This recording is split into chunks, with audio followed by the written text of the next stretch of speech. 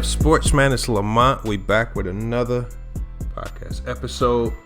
And today we got some information for you guys today. Nothing too staggering, nothing too crazy. But I think it's something that had to be done just to kind of bring some realism and facts to the matter on the table. Because we're dealing with the NBA season that's not, is really unlike any other. And teams are adjusting, players are adjusting, organizations are adjusting. And, the NBA, it's not going to look the same. I don't think it's going to mirror the normal NBA season, maybe until, after the trade deadline, after players get acclimated to some of the new rules, to some of the game setups, more back-to-back games. So as players adjust, I think the game will adjust as well, and it will all kind of get back to normal. But before we get started today, make sure you guys like, comment, and subscribe. Hit the notification bell to the video if you haven't done so already. Again, we're grinding the 20K subscribers, inching along. All right, I think we're getting close to about 18.5K subscribers. Cannot wait till we start getting near that 20K mark. Just so you guys know, make sure you turn your post notifications on. Hit that notification bell after you subscribe, because when we get close to 20K subscribers, we're just going to go live, and we're going to stay live until we hit that threshold. So when we hit that 20K threshold, we're going to get to that threshold. Everybody's going to be there together on the live to celebrate it. But today we got a special video. Today I wanted to take some time out to provide you guys with my top 10 list for NBA rookies so far. Now, I know we're about 10 to 12 games into the season for most teams, and obviously this is just a way too early projection of some of the top rookies, but I just think that when I listen to critics and when I listen to sports and talking heads across YouTube, I think they're a bit exaggerated and a bit eccentric with some of the expectations for the NBA rookies this year. I think a lot of it's just based out of just sheer a sheer lack of information and understanding of how the NBA really works and how they get these rookies prepared for a normal NBA season. And as I said at the beginning of the video, this is far from a normal season. All right. These abnormalities may bode as positives to some rookies, but while for others it could be a negative. And when you see my top 10 list, there are guys on this list who have been positively impacted by this and negatively impacted by this. And again, and I don't take anything away from it, whether it's positive or negative. Again, it's still early on in the season, and I think by the end of the 72-game season, the law of averages will pan out. I think the best players will rise to the top. But as it stands right now, I have to give you guys my honest assessment of the top 10 guys so far. This is irregardless of where they were drafted, what schools they went to, and this is strictly based on how they've been playing in the NBA thus far. Not taking into consideration whatever could potentially be going on with teams, because there are some players who are getting elevated playing time and elevated benefits because there are a number of players out, because of the pandemic. I think that's gonna happen. But again, guys still have to get on the court, guys still have to perform.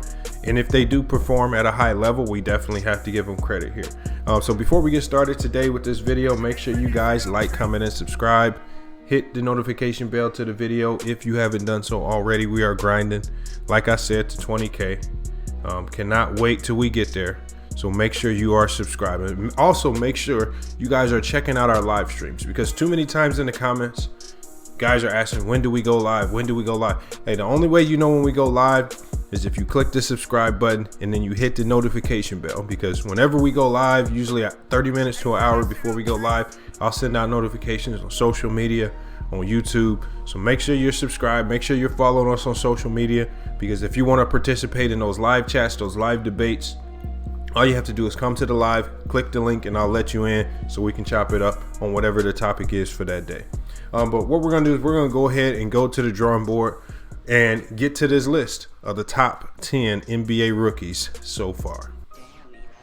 Okay, first up on our list, we got Precious Achiuwa at number 10, 7.3 points per game, 4.7 rebounds on 50% shooting from the field. Now, this is one of those players who he's definitely benefited due to the pandemic because he's gotten increased playing time and increased opportunity, and he's definitely taken advantage of that. This is a guy right here who I didn't think would be ready to play significant minutes early on, but because of the opportunity, he's been able to step in and fit in well with this team with his skill set. Now, there are some things that he needs to work on and improve with regards to his game, but I look forward to seeing him get better. Next up, we got Desmond Bane. Desmond Bane, one of the biggest surprises out of the draft, shooting 47.2% from the three-point line for Memphis, 44% from the field. Man, this guy's elite at that guard level, at that guard spot, and he's again another beneficiary, not due to the pandemic, but because Ja Morant went down with a significant ankle injury, and he's going to be out for a long time. Now Desmond Bane he's able to step in and assume some of those really significant minutes, trying to keep Memphis afloat. Memphis is struggling right now with a lot of injuries, but Desmond Bane looks like a player to stay. Next up, we got Peyton Pritchard for the Boston Celtics, 8.2 points per game, 3.2 assists, 50% from the field, 34% from the three-point line. I would like to see slightly higher percentage from the three-point line, but this guard right here, he's always in attack mode. He's playing extremely aggressive, and this is one of the reasons why I like four-year players out of college, because they come in more NBA ready, more experienced. They've seen more types of actions and sets. Next up, we got Deni Avdija for the Washington Wizards. Now, his stats don't really show a lot, but he's shooting 45% from the three-point line, 47% from the field. His stats kind of will lie to you, but this guy is great defensively. And when players are out, we've seen him step up and score big. When Bradley Beal and Russell Westbrook were both out, he stepped up and had the biggest game of his short NBA season so far. So I like what he's doing with that team. I like how he's fitting in. And he's fitting in really well behind two superstar players over there. So hopefully the Wizards can get it figured out on the defensive end. He's one of the brightest spots that they have on the defensive end. Losing Thomas Bryant hurts, though. All right, next up, we got Saddiq Bey, 10.4 points per game, 5 rebounds a game, 46.3 three-point field goal percentage. That's one of the biggest surprises to me. Saddiq Bey for the Pistons. I like what he's doing down there with an 18.5% usage rate. The Pistons are really looking to this guy. Now, I want to see this guy finish a little bit better around the rim. He's kind of struggled there, but he's kind of picked up his game elsewhere. Now, a lot of his stats have come against low-level teams, but he can get better. Next up, we got Patrick Williams out of Chicago. Again, this pick surprised everybody at the number 4 spot, going to the Bulls. But Patrick Williams has been surprisingly efficient and good. Now, I want to see more of a mean streak at him. With his size and his ability to attack the rim, I just kind of want to see him be more aggressive. That's really the only bad thing that I can say about his game. I want to see him kind of turn it up and get a little bit more aggressive because I feel like he can dominate. Next up, we got James Wiseman at the number 4 spot, 11.3 points per game, 41.7% from the three-point line, 46.8 from the field. James Wiseman has been solid. He's been prone to get into foul trouble down there at Golden State, but when he stayed out of foul trouble, this man has been great. All right, now he's still playing limited minutes. Steve Kerr's just kind of walking him along slowly until he gets his conditioning right, till he gets his strength up to adjust to the NBA game. But he's looking like he's going to be a long-time NBA vet. All right, next up we got LaMelo Ball at the 3 spot. Now, a lot of people are going to probably criticize me because I got LaMelo at 3. The Ball fans will say that he should be 1, but unfortunately he's not. He's having a great season so far. The one thing that I like about how the team is using him is with his usage rate. All right, LaMelo Ball has a 24.9% usage rate, which tells me that James Borrego trusts LaMelo Ball with the basketball and to run the team while he's in the game. He's averaging 25 minutes a game. That's going to increase as time goes along. And once they figure out, and I know that he'll end up in the starting lineup. And once they figure out what they're going to do, the future of the team at that guard position with Devontae Graham and Terry Rozier, he'll move into that starting position when one of those guys get moved out, and then they can start putting pieces around the team that can take them into the future. Next up at the number 2 spot, we got Anthony Edwards at 15.1 points per game.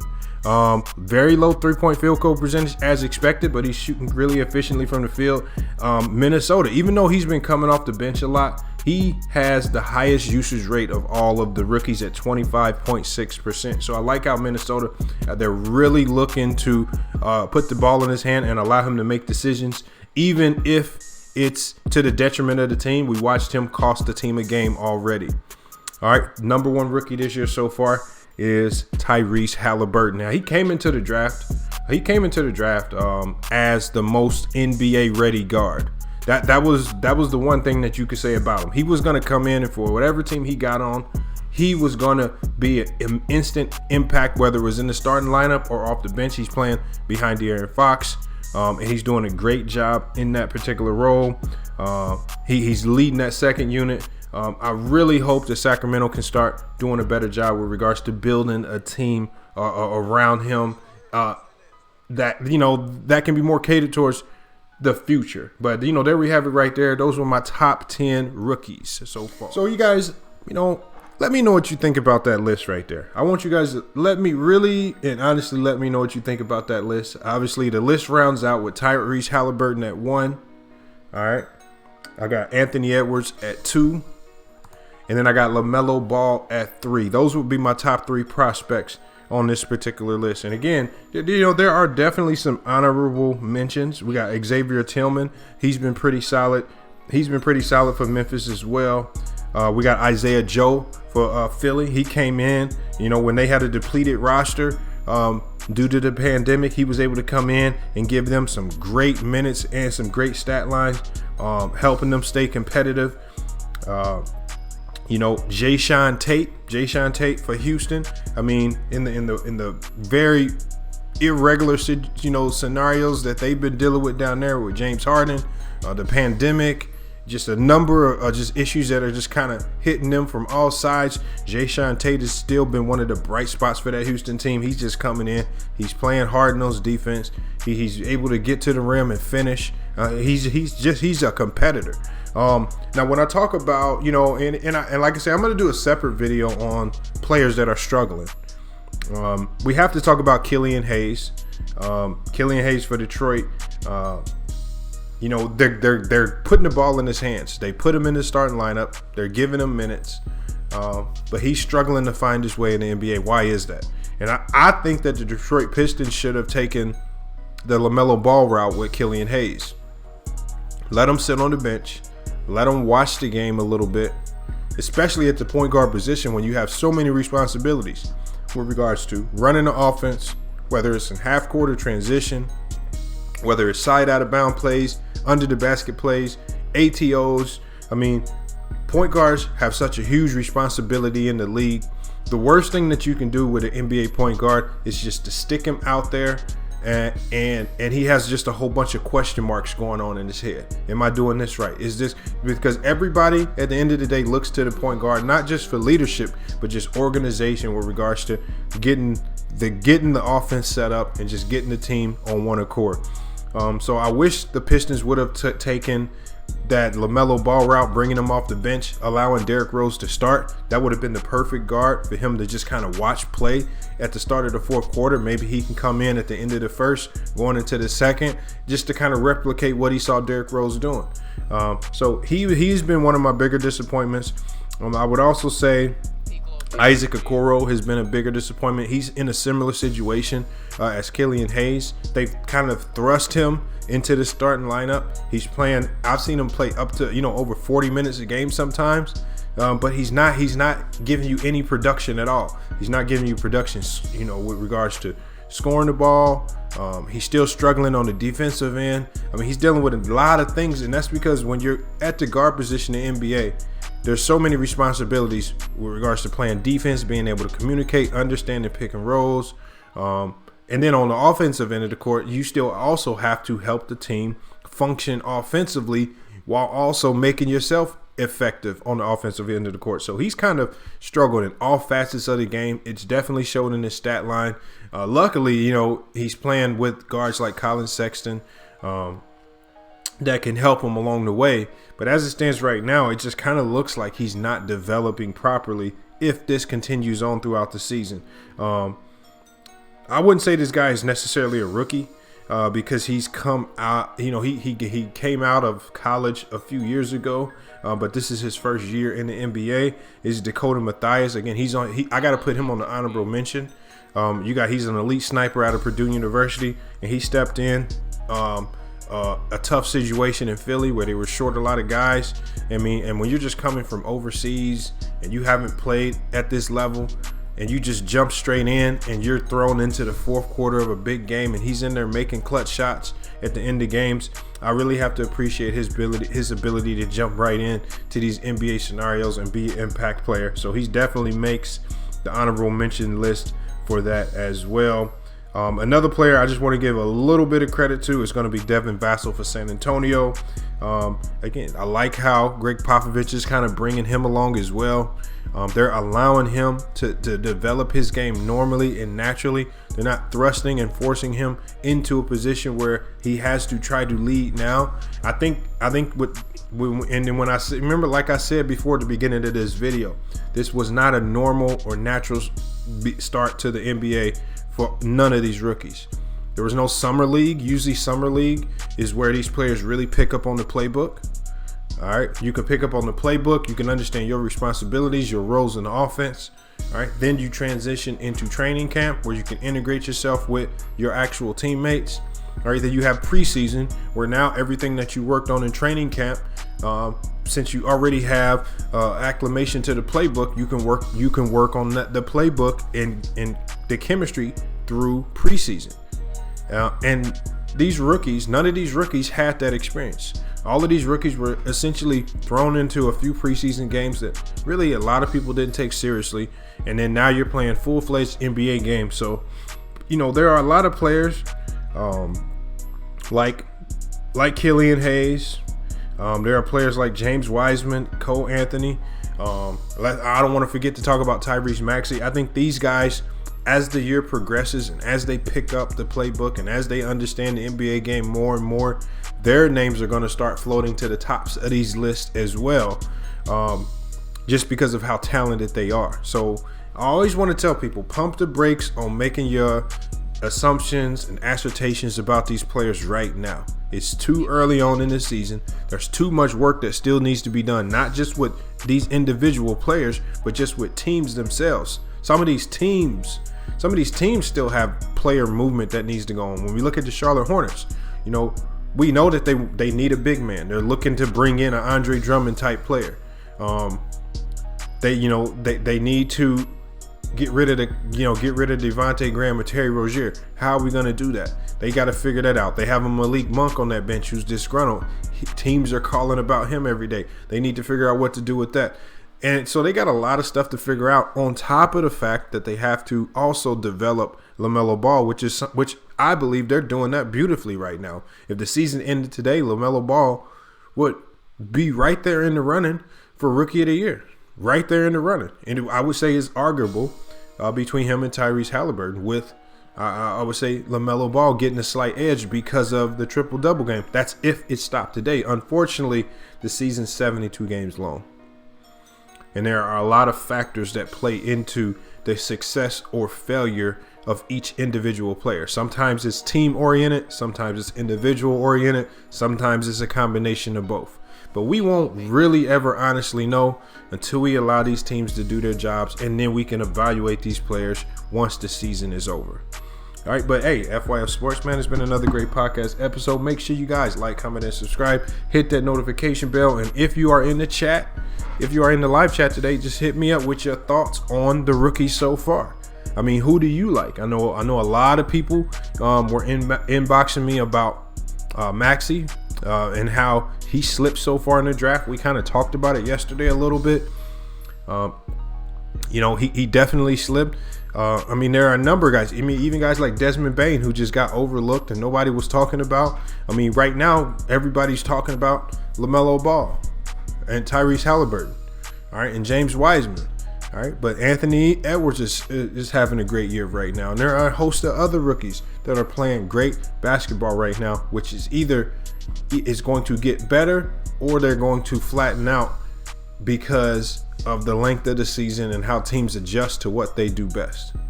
So I'm curious to see how all of this stuff unfolds going forward into the future. Hey, but it's been a great podcast video. Hope you guys enjoyed it. Hey, make sure you smash the like, hit the subscribe. We'll really appreciate it. And if you stuck around in this video, I'm going to give you guys a special opportunity. To win a $20 Cash App donation when you come into the live stream tonight. What you need to do is you need to make sure you share this video. All right. Make sure you share this video on Instagram, Facebook, or Twitter. Screenshot it and email it to us. All right. Our contact information, our email address is going to be in the description of the video. So again, share the video, share it to a friend, share it to your community, share it, screenshot it, hashtag FYF Sports and send it to us. Let us know. All right. And that's all you got to do. First five people to send us those emails will be winning $20 Cash Apps. But you got to show up in the live chat tonight to collect. Hey, but it's FYF Sports, man. Another great podcast video. You guys let me know what videos you want to see. Let me know what you want to see. I mean, this video was actually a subscriber request, and I'm also going to be doing my most disappointing players as well. So I'm going to give you that list as well. I may also do a few more lists or videos kind of breaking down each of some of the top and bottom players individually. I would love to do a video on LaMelo Ball. Again, right now, I just don't think I have a large enough sample size to do a comprehensive video on LaMelo Ball. I'm not here to try to pass judgment on the Charlotte Hornets and James Borrego for how they've done in just 10 to 12 games. And then the same with LaMelo. I think on both sides there's criticism that can be made early on. And at the end of the day, I know that this is all a learning process for both parties. They haven't had a dynamic rookie like LaMelo Ball. All right, LaMelo Ball's never played in the NBA with NBA players to this level. So I think they're just working out the kinks right now. And just coming off, they just had a tough loss. They just lost Gordon Hayward to injury. Maybe this is where Melo can jump into that starting lineup and he can kind of fill that void that a lot of these fans have been wanting to see with regards to seeing him in the starting lineup. I want the coach to do what it takes to win games, whether it's coming off the bench or starter. But you guys, make sure you let me know in the comments what you think. Make sure to share the video. Make sure to come let us know. And make sure to show up in the live chat to collect if you actually sent that email to us to confirm that you shared the video on social media. Hey, but thanks guys for watching. We'll be back with more sports and news media later. But until then, it's FYF Sports. Cameron. Remember them long nights bagging up, but the cheese don't kill or after us. Pull up shining, no haters mad as fuck. Design it down, stay fly, that's a must. All the bitches love me cause I bought the sun. Every time she helped me down, get what she want. Took the risk when they wouldn't, I had the guts. Went to the table, never was a crutch. I stayed down, I did believe me one day I could achieve. I stayed down, I did believe me one day I could achieve. I stayed down, I did believe me one day I could achieve. I stayed down, I did believe me one day I could achieve. I work hard, found a way. So old, had no other way. Couldn't settle, nigga, got me great. Trying to duck the law, some miles away. Started from the bottom, had to elevate. Lost counts on the scale like a featherweight. Every flip I game pounds like a heavyweight. Like the biggest man, one hell like K. Will make money, need consistency. Got plugged in, cause I'm consistent. Keep the strap, keep your distance, please. Then came up, yeah, it's been a distance. Know how to run it through effectively. Hating on me don't affect shit. Work my move, found the remedy. Smoke too much, can't remember shit. On the stunt with a bad bitch. It's real Gucci, check the fabric. Few chains, had to ice the neck. Bright wrist, one nice protect. These are cause I'm doubt, can't swipe the deck. Put all night is wish.